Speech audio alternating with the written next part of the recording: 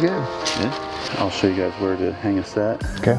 And we'll wait for the phone call. Yeah, I hope so. Yeah, I have faith in you guys. Yeah.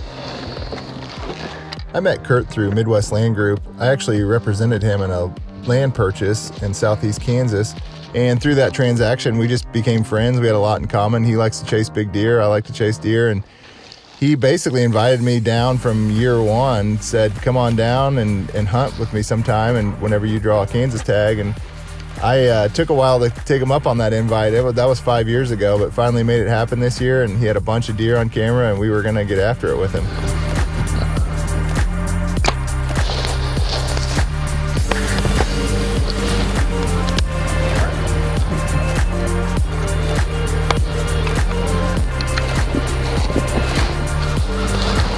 Excited. I don't know. I think it's probably been 3 or 4 years since I've hunted Kansas. Glad to be back. Excited to be back in the stand. My first whitetail hunt. Here we go, baby.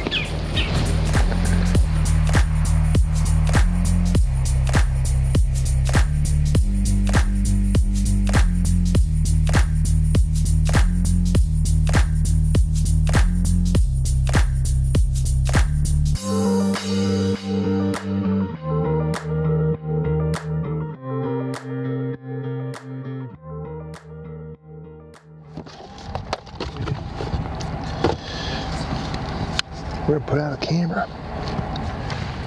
Obviously the turkeys cross here. Yeah, there's tracks in the mud and stuff. You can just tell they use it a lot. And it's all like this, solid cedar, so it's hard for them to cross anywhere, except for somewhere like this where there's a gap in the fence.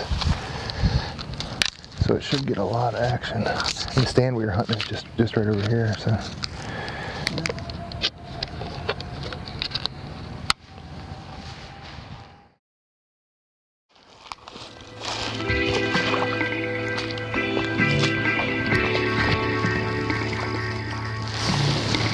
Sweet little pinch down between this creek and the edge of the timber is only 50, 60 yards up there, so we're ready to rock and roll. Hopefully that wind holds true and get some action here.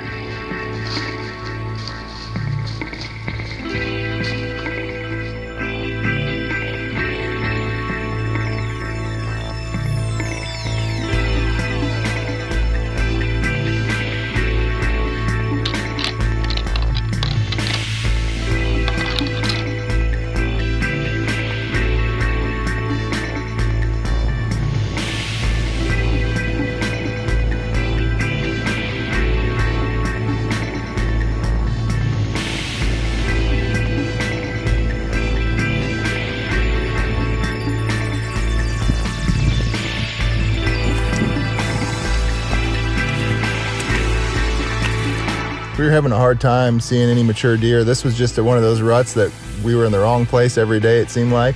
And this was no exception here in Kansas. When we were hunting, we just at the wrong stand every time. And then we'd check cameras and check cards, and sure enough, there had been a deer over here, a deer over there, and we should have been there. But just how it always seems to go. But just couldn't get lucky. And a lot of times in the rut, that's what it takes, is just get lucky and choose the right spot. Put yourself in an area that has a mature deer too, and just get lucky that they walk by or chase a doe by when you're in the stand.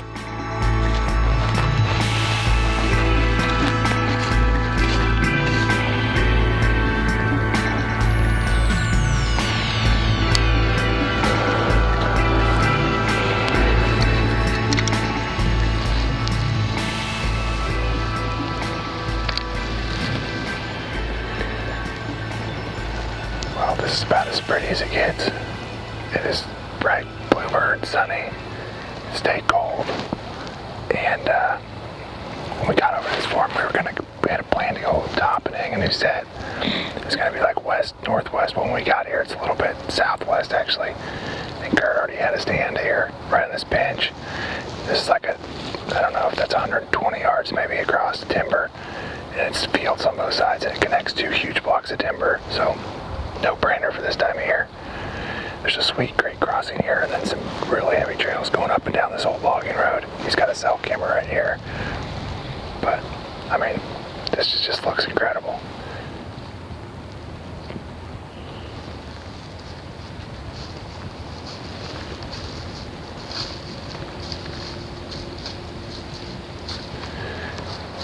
that's the magic of November, maybe. That's a nice buck. Really nice 3-year-old.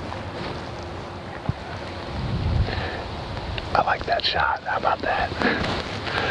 I don't even know how far that is. 12 yards, maybe 14 yards broadside. Gave me all kinds of opportunity to draw. That was just perfect.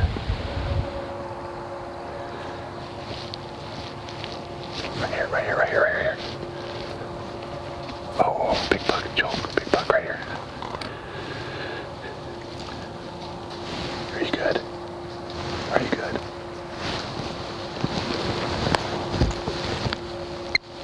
Meh, meh, meh. Meh.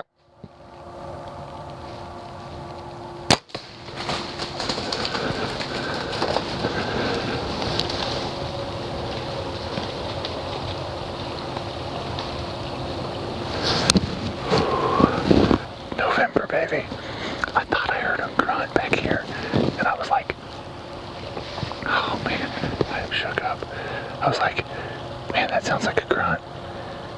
And then all of a sudden I heard some leaves, and I was like, Joel, I think maybe something's coming. I look up, and that fawn, it looked like a doe fawn, was coming right here, walked 12 yards, and then I just hear a grunt and look up.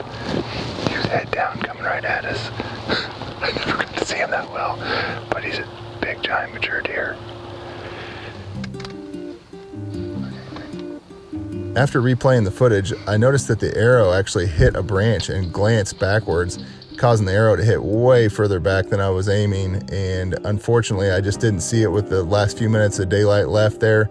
Luckily it hit in a vital spot that killed him, but it's not where I was aiming for sure. That's the first bed right there. Not a lot. But it's there. What was that, a couple 100 yards? Did you find him already? Is that him right there? You guys. There's a dead deer. Heck yeah, man. Congratulations. Thanks, buddy. It's a stud. That is a sweet deer. Well, this morning I got the sheds for you. He grew a little bit in a couple of years. Did he? For sure. Did he? Sweet. How many sheds you got off him? Just one set. Nice. Been watching him for a couple of years. But he's always been a deer that had potential, you know. He's laid out nice. Yeah. You know, he reminds me of a Texas deer, actually. He looks like a Texas deer, the way he lays out like that in dark rack. Not body-wise, though. Not body-wise. Drag him back across. No. Sweet, man. Super glad that we finally took Kurt up on the invite to come down and hunt with him, and he has a ton of good ground, and he's a good hunter and knows what he's doing, had everything set up for us. It was a lot of fun, and I'm looking forward to hunting with him again, and hopefully he keeps inviting us down and puts us on some big deer like he did this year.